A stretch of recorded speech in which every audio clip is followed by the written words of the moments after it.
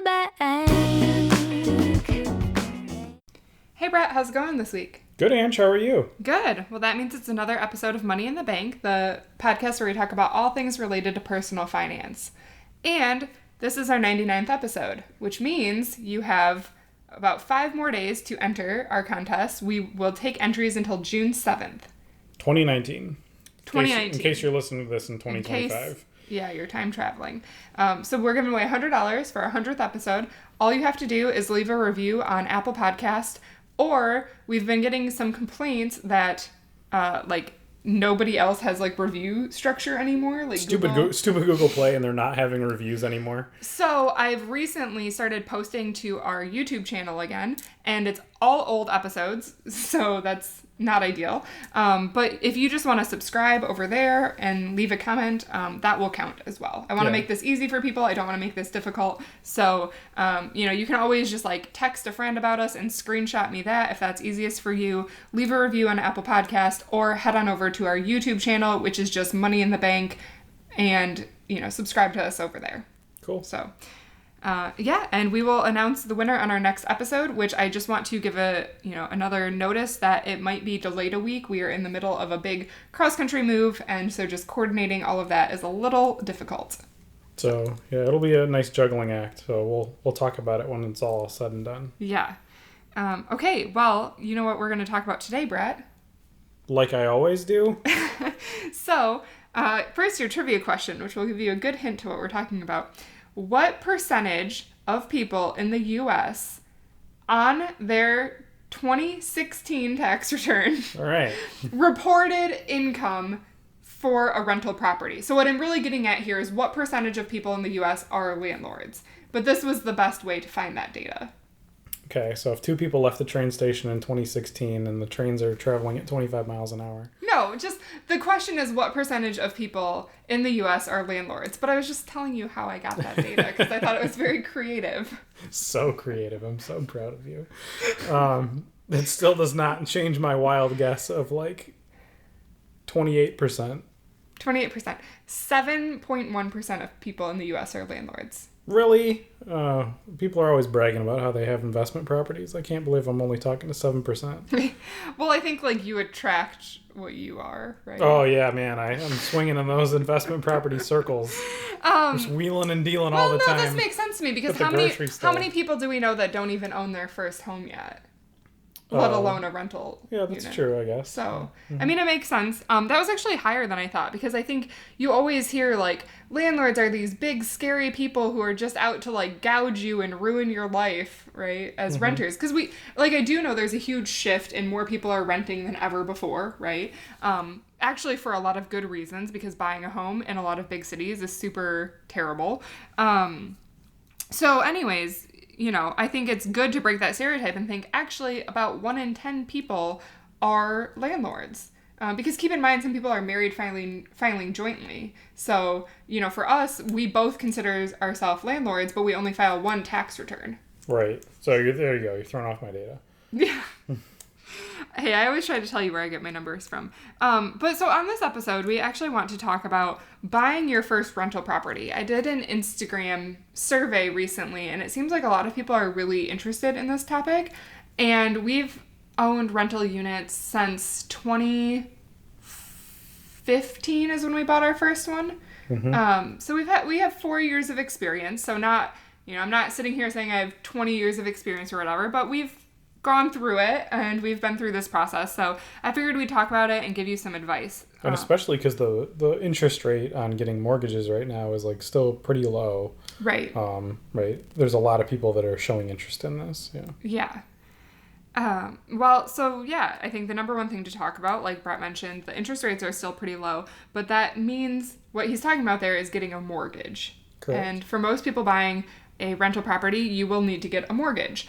And the difference between buying a place that you are going to live and buying a rental property is when you buy a place you're going to live, a lot of times there's first-time home buyer programs out there where maybe you can pay 0% down in certain situations, or more commonly 5% down is a normal rate to get in at.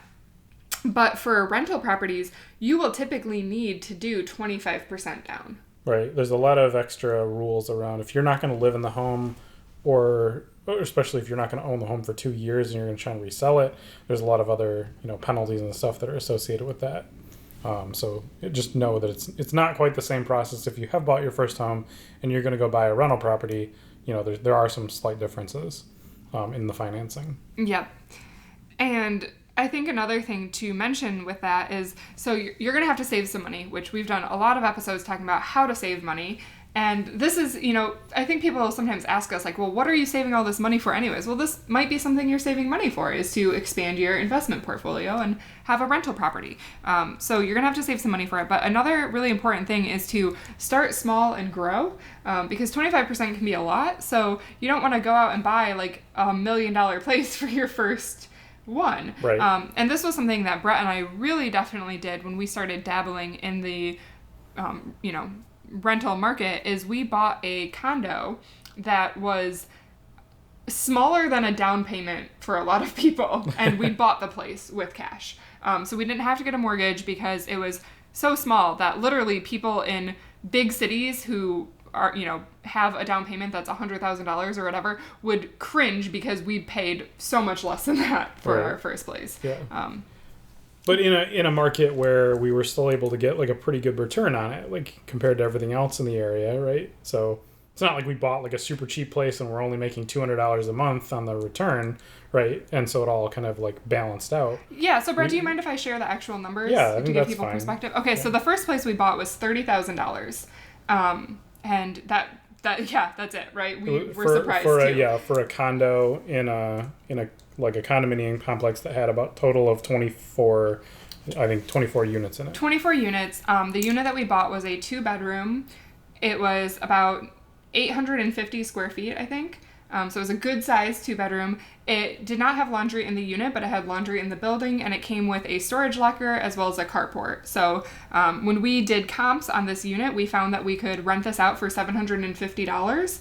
And so, by the time we factored expenses out, which we did have an HOA fee, which was about $150 a month on the HOA fee there. And then we saved for repairs and we baked in vacancy, which I'll talk about a little bit more later. But we were able to, kind of cover all of these things and still walk away making money every single month. So one of the things I always look at is like a cash on cash return or a cap rate. And basically what that means is you take all of the income that you make, and then you subtract out all of the expenses you have. So like I mentioned, the HOA fee, we had a furnace go out that we had to replace. We put in new flooring because it was old, shaggy blue carpet. Right. A couple plumbing issues while we were there over the couple years we had it. So for the few years we owned it, we were typically getting about a 15% annual return on this, which is very good. Mm-hmm. And that's far better than what you can get, in the stock market. And we went through a lot with this unit. We went through repairs. We went through, dealing with late rent and all sorts of fun stuff. Tenants moving in and out. We had tenant turnover.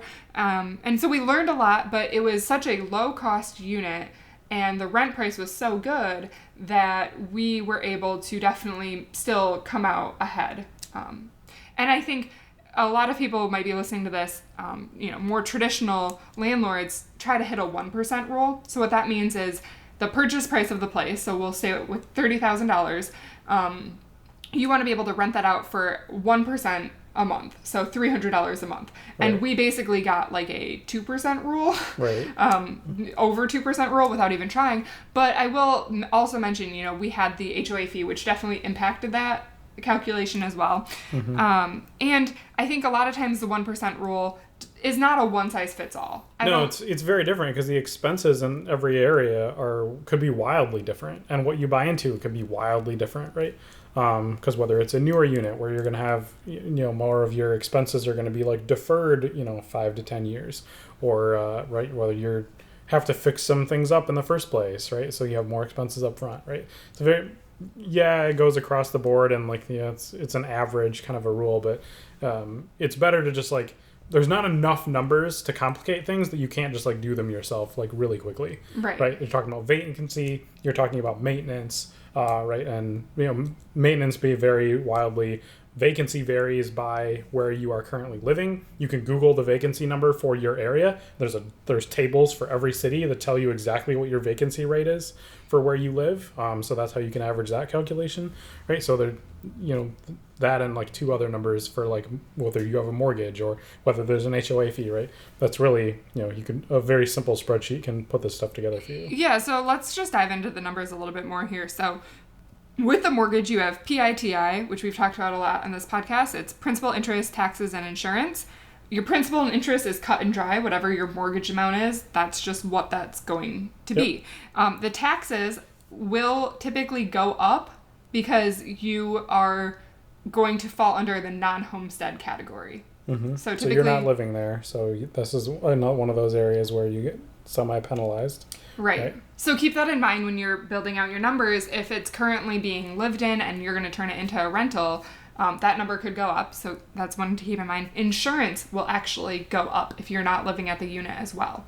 Having insurance on a rental property is more expensive than having insurance on your house. Right. But you also, that's kind of a double-edged sword because you don't need to insure any personal property because it's not your personal property. Correct. Unless you have it like fully furnished or whatever. But if you have a single-family home, then your insurance is going to be a bigger part of that.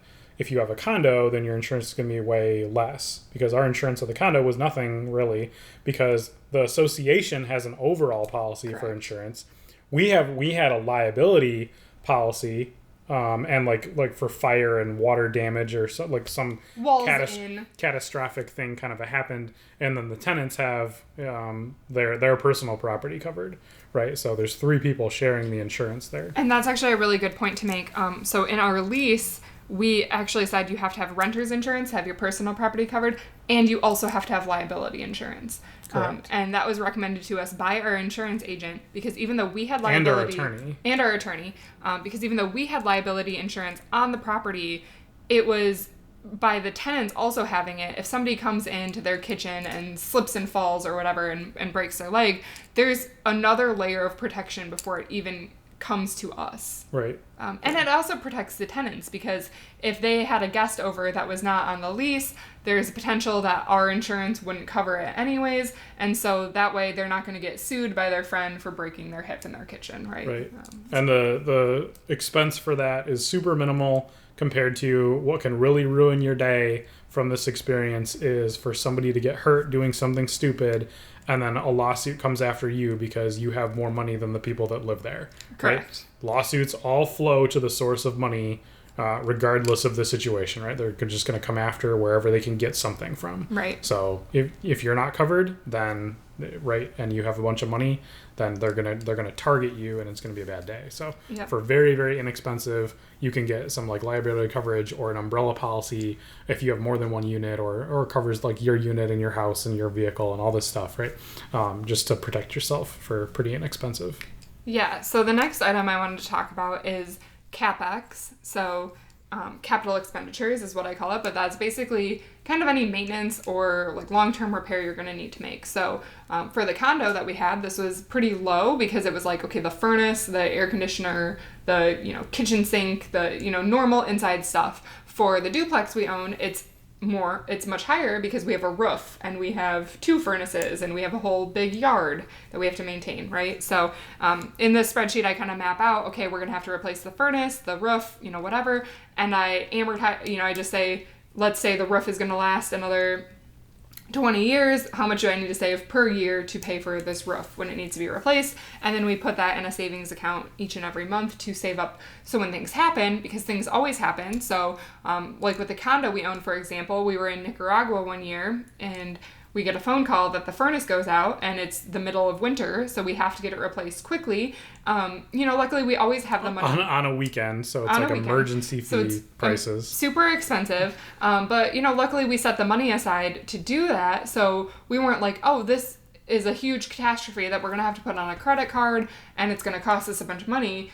I think part of being a responsible landlord and helping to fight the trend that landlords are evil is making sure you have the emergency funds set up to take care of your tenants because they're paying a good price to live in your unit and your job is to take care of that for them. Great. That's really your only responsibility is to not just make it a crappy place for them to exist. Right. And you're right, if you go down the road of like you're not going to take care of stuff, then you attract that type of person to live there as well. Right. And that just compounds problems, because the other major part of this whole endeavor is getting the right people in your tenant that you want to have either as long-term tenants or as tenants that are like low maintenance. They can take care of things themselves.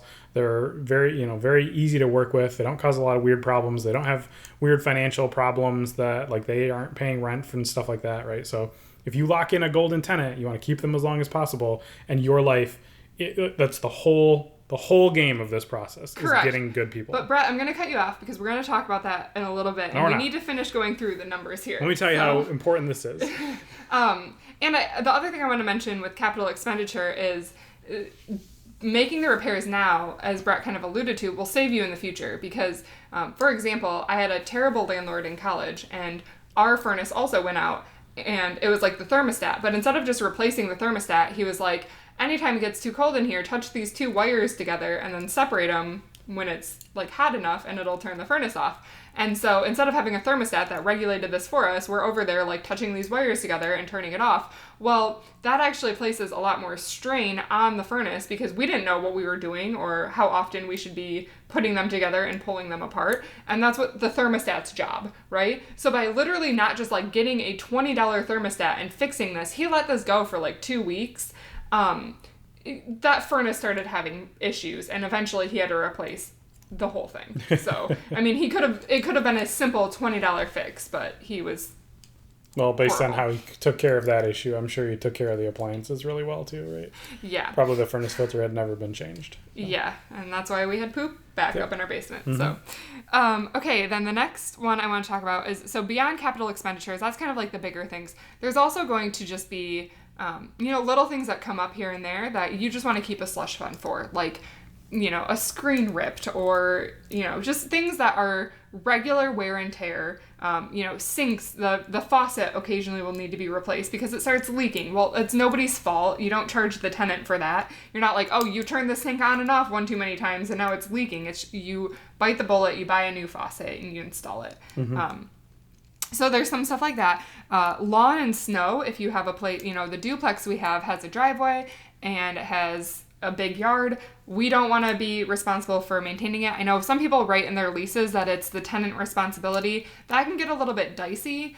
Personally, we didn't want to take on that liability with snow of like, well, they don't clean it and then somebody slips and falls in front of the duplex and who's going to pay for that, right? Right. And certainly if you do set up that situation, it's like if you, for whatever reason, decide that's the right choice, do not reduce their rent.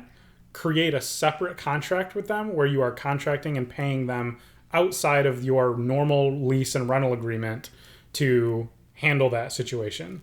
Because if they stop doing it, and like then you just get into a really tough situation where they're like violating their lease, and like that's probably not enforceable in a court. So you're not going to really be able to evict them because of that cause, right? And it's just a bad situation to get into. So if you have the control of like your lease is set, you live here for this amount, and you're going to work and shovel the driveway this amount of times during the winter, and I'm going to pay you this much for it. Great. If they decide that they don't want to do that and they want to turn that contract off, great. You stop paying them and you go with a full service that's going to do it professionally or whatever, or you do it yourself or whatever. Correct. Yeah. Good point, Brett. Yeah. So then the next one that we've already alluded to is vacancy. Again, this is a rate that you can pull from online and just plug into your numbers. It's typically a percentage of your monthly income. I know in Michigan where we had some rentals, it was 7%. We've looked at buying rentals in Chicago. Some of the neighborhoods there, it's closer to like 4.5%.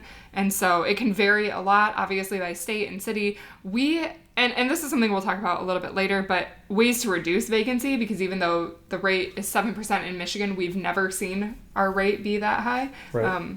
So we can talk about that a bit. Okay, so then basically you're going to look at all these numbers. You're going to add up your capital expenditure, your insurance, your interest, your taxes, your principal, paying for lawn and snow, any miscellaneous repair items. You can typically throw a percentage in there as well. Your vacancy, and then if you want a property manager or not. So if you have a property manager, they might charge you about 10% of your monthly rent. Right. You can negotiate that a little bit, but the average is probably it falls around 10%, or they'll normally take like 1 month's rent, something like that. Yeah. So you might have a property manager on there, and then you want to add in a margin for cash flow. So you're going to have all these numbers. You're going to add up what you can rent it for. So in our instance, let's say we were able to rent for $750. We added up all these numbers, and let's say we came to $500.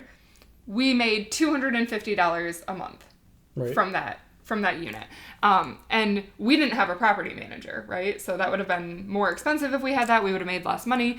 So we made $250 for all the work that we did over there, which is actually a decent amount. So this is definitely not just a way to like get rich quick all the time, especially when you're starting small, especially if you only have 1 to 2 rental units. You're not going to be like rolling in money from this, but it's a good way to invest if you're interested in it. So I think that's a big point to make, is you have to want to be a landlord. Right. Or not, or you hire a property manager, but then you make less money. Right. And what you get into, right, is it can vary as well. So we're talking about, we've had a condo, so 1 family living there.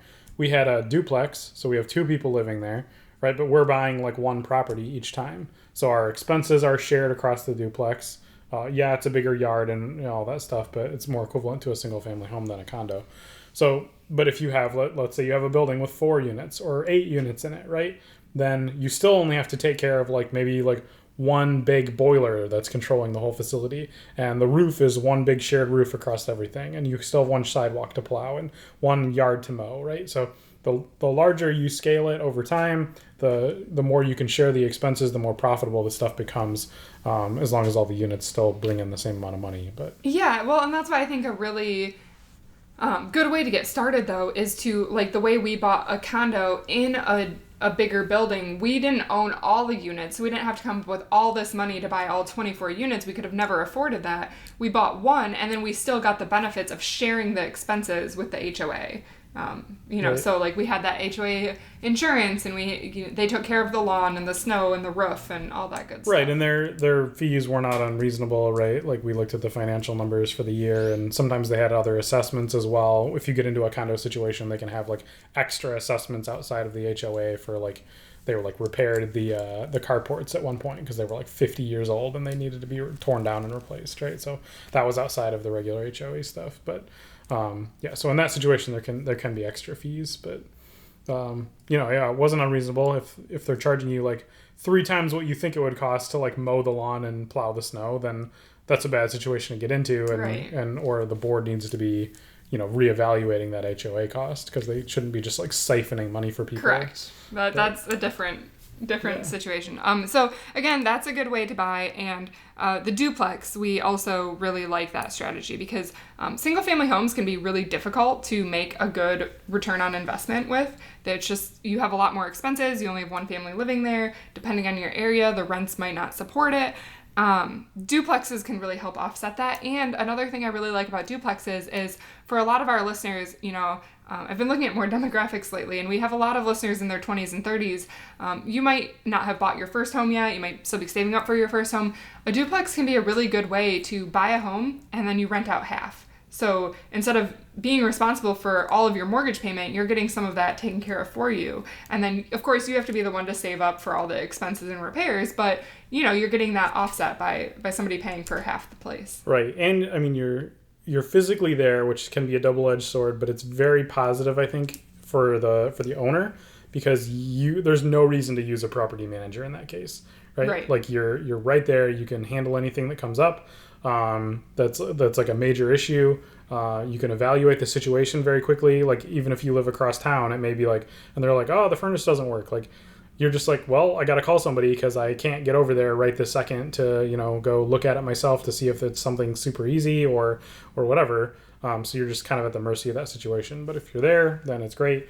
The only complaint that people have had in the past around that is maybe, because you are physically there more often, the tenants living there may ask you more frequently about stuff, or they may bring up more concerns more frequently. But that's all about your personality and how you react to those things. And, they're like, oh, my sink's backing up sometimes. And we're like, okay, well, it says in the lease here that you're responsible for drain issues. So fix it. Yeah. So Brad, that gets to a really good point. Now I just kind of want to run through and give some recommendations for people buying their first property. My number 1 recommendation is have a written lease in place. Absolutely. So even if you are, let's say you buy a duplex and you know some people who want to rent out the other half and they're friends of friends and you're like, oh yeah, I'll just let them live there and they'll pay me some money. That sounds great. But as soon as there's a problem, just get that protection. Leases don't have to be super complicated. I know where we lived in Michigan, even our township that we were a part of had leases on their website that we could download for free and use. We did beef ours up and we had an attorney review it as well, which you don't have to do really. You can use the simple leases, but have something in place so that if they stop paying you, you have a course of action instead of being like, oh, well, they stopped paying me, but I have no documentation that shows how much they should be paying me or when they should be paying me. That gets into a really bad situation. So have a lease, number one, I think. Yep. And I mean, yeah, it's easy to find those. If you go on to any like investment property, forums or websites or blogs or whatever, you could like throw a rock and hit 100 stories of there was these good intentions where I just loaned it out to my friend for like 6 months or whatever, and like some weird catastrophic thing happened that nobody was planning on, and it like ruined their friendship or whatever, and then the person didn't pay, and then they didn't have any recourse because they didn't sign any paperwork or whatever, and so they're just like out $10,000 or whatever, right?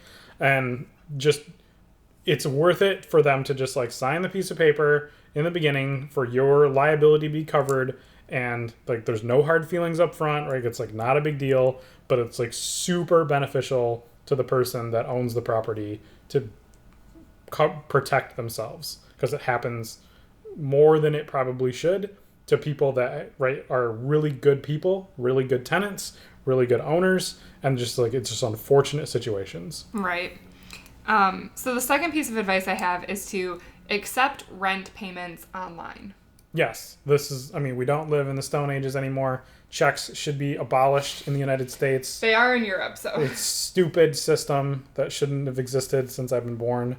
And, everything should be handled digital payments from today onward, right? Yeah. It's so much easier for the user. You can set up auto pay, right? Like, it just set it and forget it type models. It, like, really covers a lot of things. You're not chasing people down. You can build late fees into your lease, right, that are like quite high as a matter of fact, and then you actually get a higher return on that stuff. But once you start dealing with that, it becomes like a more of a problem. It's not even worth it. Yeah. So ACH bank transfers are free to do. We also do Google Pay. Yeah, Google Pay. You can't do Zelle. They don't do it for corporations. Okay. So Google Pay is the only online free service that I have found currently as of right now in 2019 that will allow you to operate under your personal name. So if you're doing like a sole proprietorship, or just nothing, because you can just operate a business as a sole proprietorship for nothing for rentals. Like if you have like 1 or 2 properties, do it that way. And you can just put your name and they can send the money directly through Google Pay to that email address, and then you can just have that route directly into your bank account automatically. So their bank account pays through Google Pay, it pays you, and goes straight into your bank account. It's free for everybody throughout the entire process. A lot of the other online services that take rent and do other like management services and property management tools and stuff, they'll take a fee of like 3%. And you can choose to have the tenant pay that fee, or you can pay that fee, or they'll split the fee. Right? It's all kind of digital services, but for somebody that doesn't have more than one property, Google Pay is a great tool for that. Yeah, great. So, set that up. It's totally worth it. Everybody loves it. It's super annoying when you have to write checks, so don't be that. Or receive checks, or take checks to the bank, or you scan the checks in the app, and then you have to wait 4 days for it to process. All right, so my next tip of advice to cut Brett rant off again. Stupid checks. Is buy turnkey for your first property. So this doesn't mean like buy the most updated place that has like granite countertops and white shaker cabinets. That's not what I mean. But I mean buy a place that you don't have to put serious work into. So sure, maybe if the carpet's a little dated, whatever. Like we ripped out the blue shade carpet when we bought a place. We bought another place that everything was clean and nice, but it wasn't updated. Those are good places to buy. We didn't have tons of super expensive repairs, but don't buy the place that you pull up and you're like, oh, it definitely needs new siding or a new roof, or the furnace is bad. as a first-time buyer, you're not going to have the reserves on hand to make all of these repairs. You're just going to be in the red from day one. It's going to be a super frustrating process for you, and it's going to make you hate being a landlord. Right. So, completely agree. Like, nothing more. Yeah. The other thing I want to mention with that is typically for people's first property, I recommend buying like a true annual rental. There's a lot of people who try to get into the seasonal vacation rental space, but it can be difficult if that's your first one and you haven't gotten into it before, because vacancy will be a lot higher on those, and pricing that in can be tricky. Right. The math, even if you have regular investment or annual investment properties that are not vacation rentals, the math on vacation rentals is just a different formula, right? So I just don't treat it the same way when you're just spiking up and down like crazy. Like, your numbers have to be way higher when you are getting income to cover the costs for when you're not getting income, right? And you have to know the seasonal patterns of that particular area you're buying into. So there's just a little bit more involved in that process. Yeah. Not to say that you shouldn't do it. I mean, a lot of people are very, very successful in that model, especially in like high tourism areas during the summers. We know some friends here that they bought like down in like the Disneyland area, and they've been doing very well with their rental property, and they have somebody else, I think, managing it for them.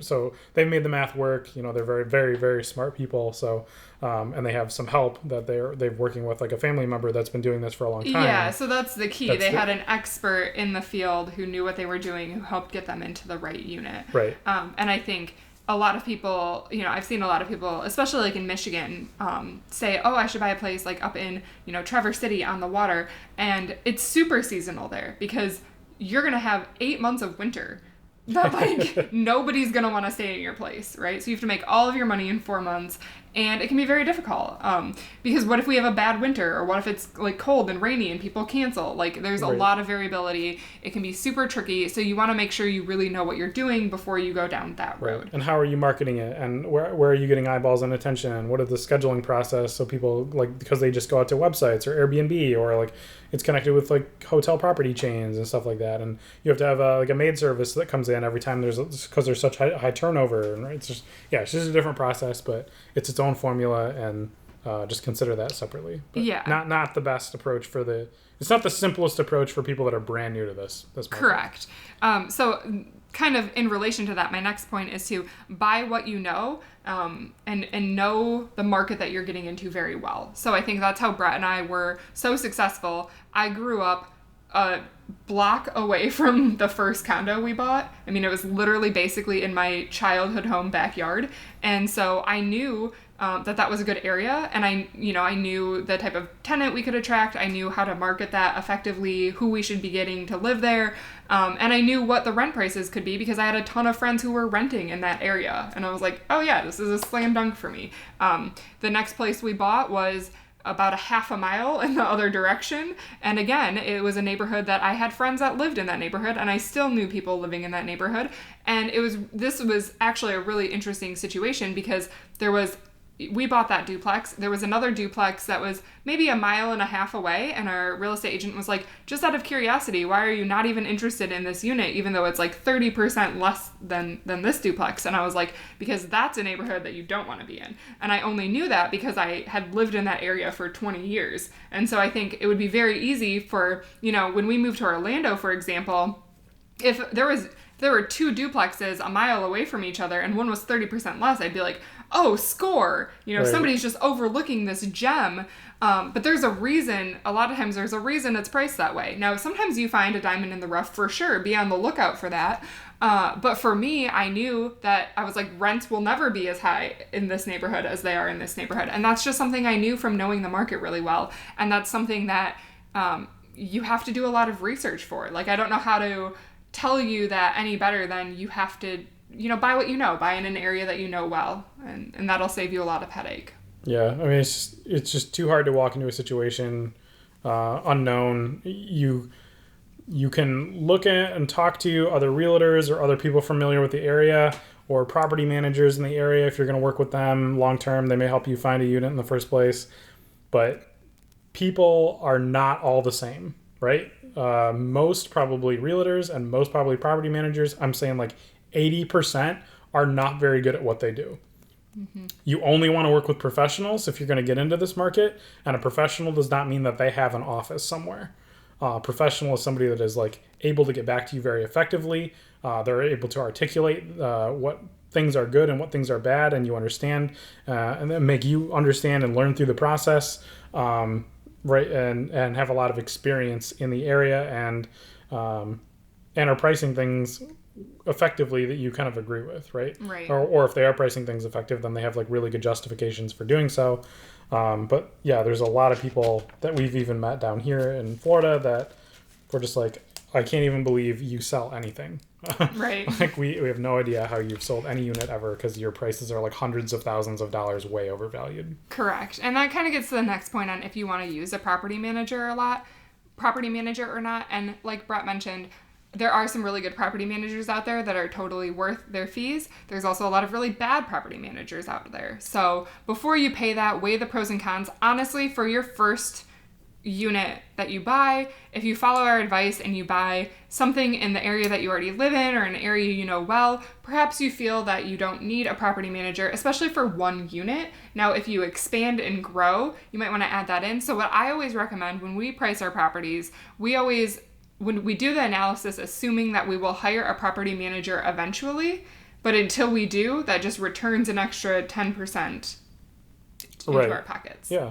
And you just have to understand, like, if you are going to work with them up front, if you're just like, I want to get into investment properties, but I don't want to have to do anything, myself, you have to manage that person, right? Like, no matter what, you have to understand what their tenant screening process is. Like, you need to know like what their policy is for like rental income, and when they're going to get the money and when they're going to transfer the money to you, and what that looks like. And right, you have to control their whole process as well. You don't have to tell them what their process is, but you have to pick the right person that has a process that you agree with, and that they're just not like, yeah, whatever the first person that comes along, we're going to get them into the unit, and then it's going to cause a ton of problems for you, but not my problem because I'm just the person that collects the money. Right. And so with that, Brett, you mentioned tenant selection, so we can talk about that a little bit now. Finally. Super important. Super important. Good tenants are worth keeping. And then the other thing I wanted to mention with this is marketing. So I mentioned earlier that, we had a very low vacancy rate, and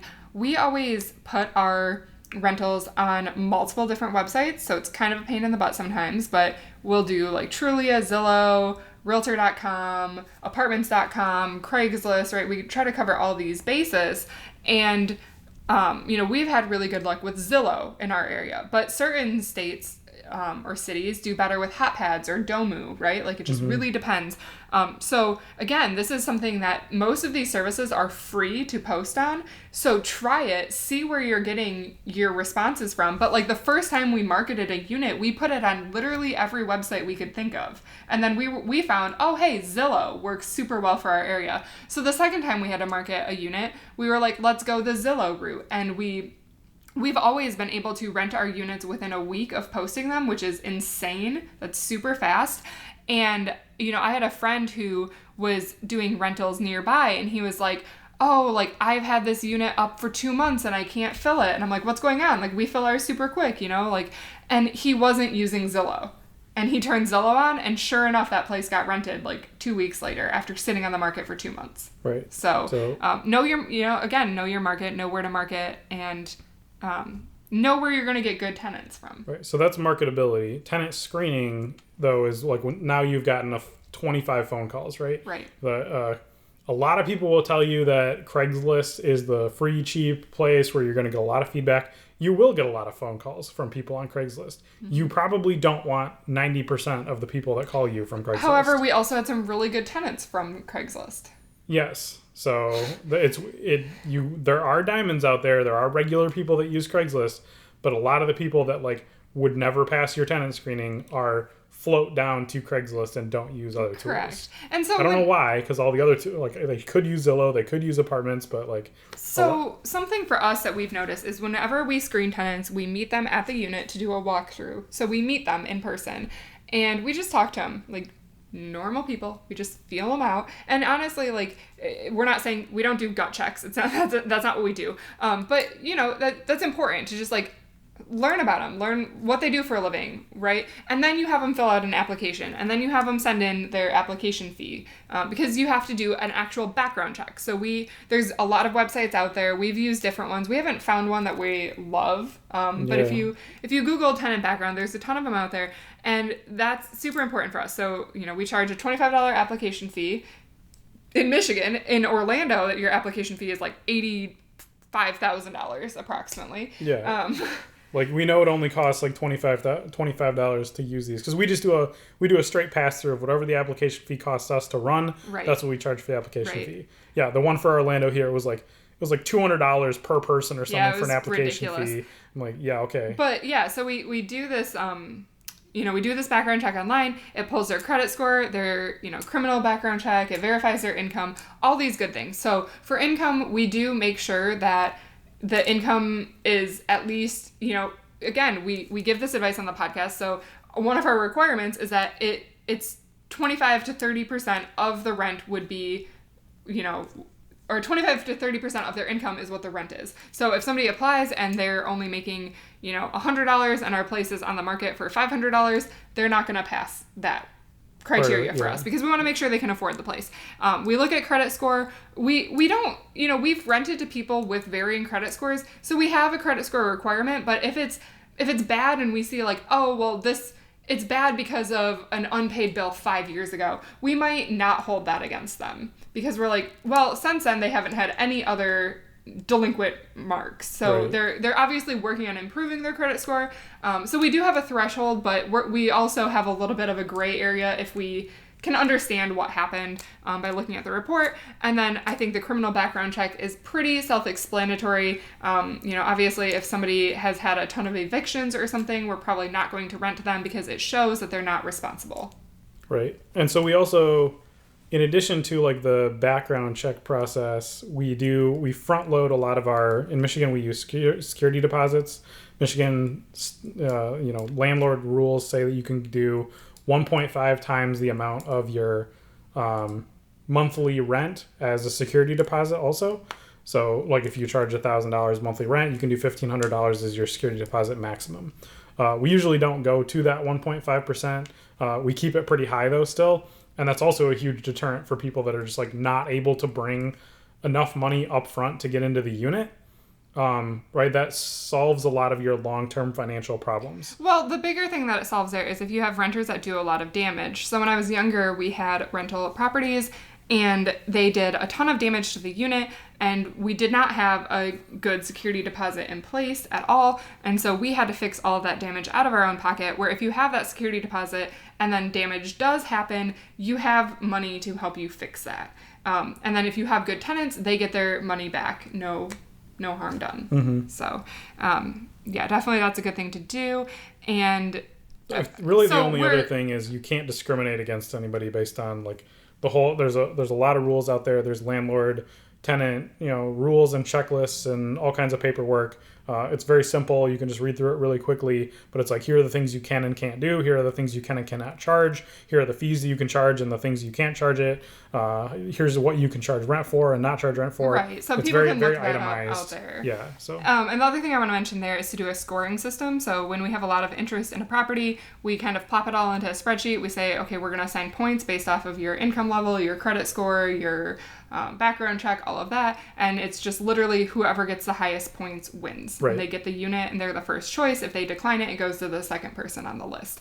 And that is a really good way to make sure you're following all of the anti-discriminatory rules and just having like a system in place to filter people. Because if you can prove like, this is our system, this is what we use, here's the scorecard that we use, everybody goes through this process, then nobody's no judge or anything that if anybody like tries to file a discriminatory case against you for whatever reason, even if it's BS, they're just going to throw it out immediately, right? Okay, so we've been blabbering on a ton. We got to wrap this episode up, but I have a few more points to make, so I'm just going to run through them really quick. And if people have questions, we can do a follow-up episode. So the last few things I wanted to mention is to make sure before you start renting, you know your state laws on eviction and tenant rights. This is something that doing this reading ahead of time will just help you in the future if there are any disputes or issues that arise. It's just very good to do that.